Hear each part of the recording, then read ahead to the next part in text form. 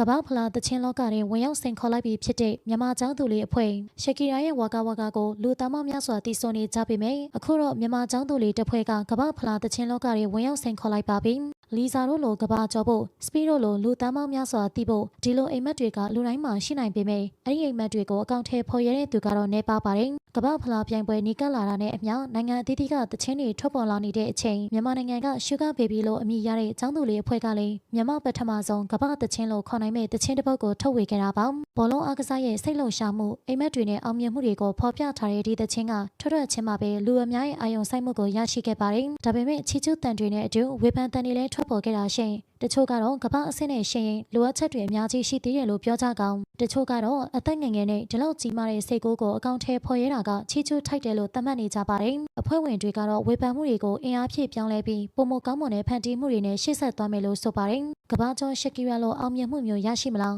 ဒါမှမဟုတ်မြန်မာလူငယ်တွေရဲ့အိမ်မက်ကြီးတစ်ခုဖြစ်မှတ်တမ်းဝင်သွားမလားဆိုတဲ့အဖြေကိုတော့အချိန်ကပဲဆုံးဖြတ်ပေးသွားမှာဖြစ်ပါတယ်အလဲတန်းကျောင်းသူလေးတွေရဲ့ကမ္ဘာဖလားသချင်းဖန်တီးမှုပေါ်ပရိသတ်တို့ရဲ့အမြင်ကိုလည်းပြပြခဲ့အောင်နော်ဂျင်းပရိသတ်များလုံးကိုကျေးဇူးတင်ပါတယ်နေ့ရက်တိုင်းအတွက်ပျော်ရွှင်ပါစေ